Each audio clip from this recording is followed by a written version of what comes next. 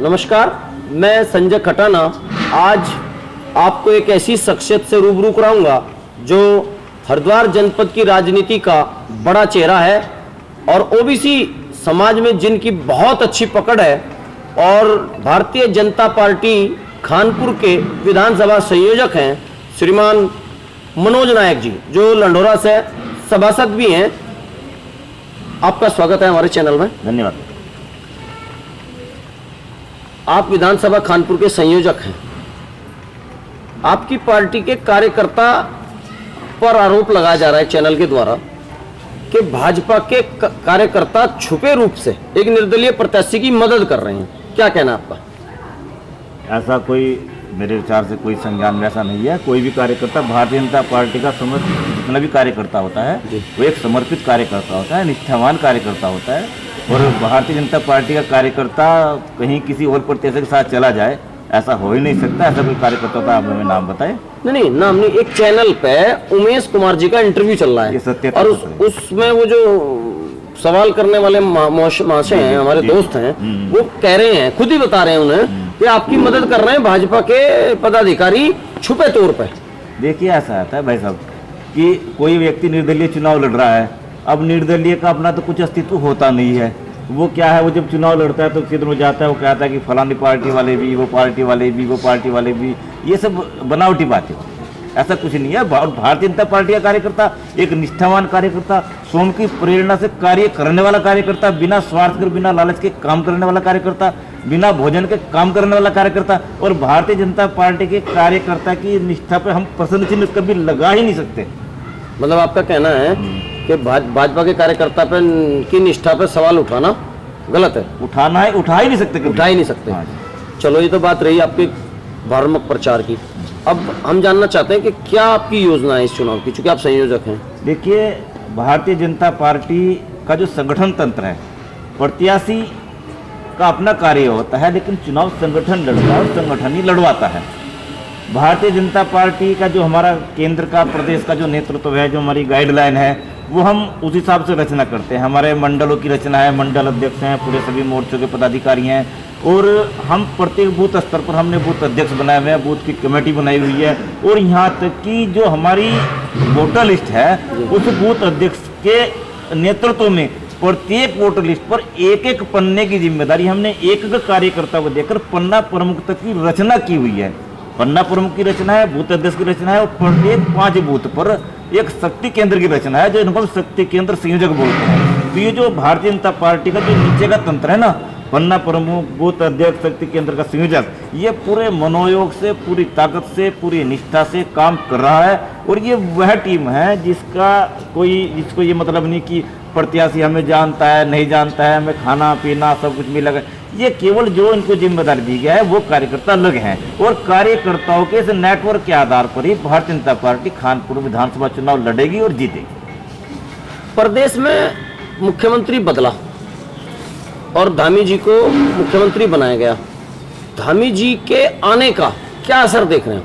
देखिए, मुख्यमंत्री बदलना, मुख्यमंत्री का आना जाना, ये कई बार केंद्रीय नेतृत्व अपने हिसाब से निर्णय लेता है। नहीं, मेरा जानना नए मुख्यमंत्री से। मैं यही कहना चाह रहा हूँ आपसे भाई साहब जी कि अब वाले मुख्यमंत्री बदला है तो केंद्र का निर्णय था कि उन्होंने उनको कहाँ भेजना, क्या करना है। लेकिन ये मैं जरूर कहूँगा कि जब जैसे धामी जी आए ना, तो धामी जी के आने के बाद, क्योंकि धामी जी युवा हैं और उन्होंने युवा होने का एक एहसास कराया, उन्होंने फटाफट जितने फैसले लिए, एक सरकारी नौकरी में बहुत सारी वैकेंसी निकाली, और जितनी भी ये वृद्धावस्था पेंशन थी इसको 1.5 गुना कर दिया।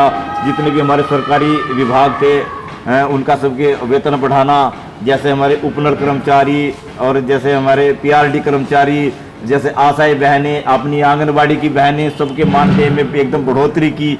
तो जो उन्होंने फटाफट फैसले लिए ना, उसके आधार पे एक यहाँ की जनता में एक नए उत्साह का संचार हुआ, कार्यकर्ताओं में संचार हुआ, और ये लगा कि वास्तव में जो पुष्कर सिंह धामी जी वे युवा मुख्यमंत्री हैं। और ये तो सही बात है कि उनके आने से कार्यकर्ताओं में नया जोश आया।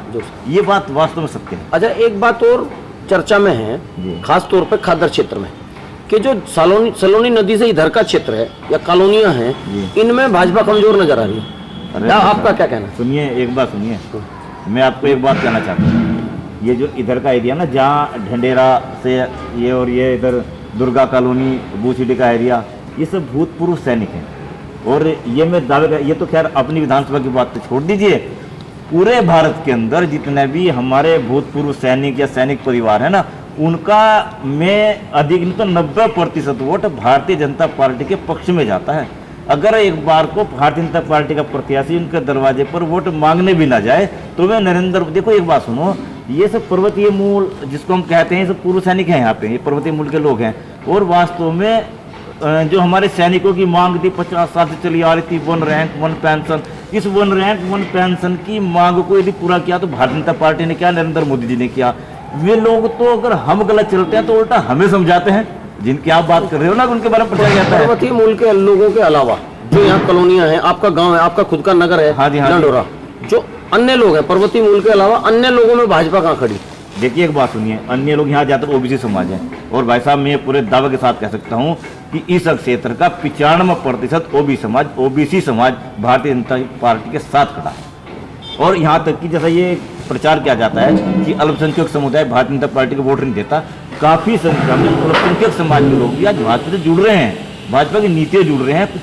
और कुछ प्रत्याशी जो हमारे यहाँ, इनके भी व्यक्तिगत संबंध है, तो अल्पसंख्यक समाज भी भाजपा की तरफ थोड़ा थोड़ा आ रहा है। और सभी मतलब सभी समाज का वोट, प्रत्येक वर्ग का वोट भारतीय जनता पार्टी को मिल रहा है। और चुनाव जीतने के लिए बहुत जरूरी है कि समाज के प्रत्येक वर्ग का वोट और प्रत्येक जितने हमारे बूथ हैं, जितने गांव में, हर दिशा से जिसको वोट मिलता है वही चुनाव जीतता है। ये चुनाव जीतने का सबसे मूल कारण होता है।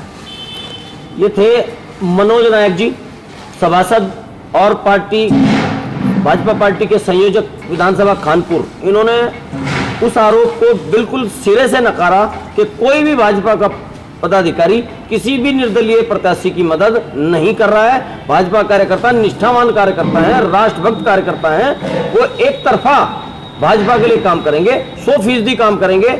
और जो एक और आरोप है कि सलोनी नदी से नीचे का जो तबका है या वोट मतदाता है वो भाजपा से छिटक रहा है, ये भी गलत आरोप है, इनका कहना है। और भाजपा पहले जैसा प्रदर्शन करेगी, किसी तरह का कोई डर, कोई भय की गुंजाइश नहीं है। नमस्कार।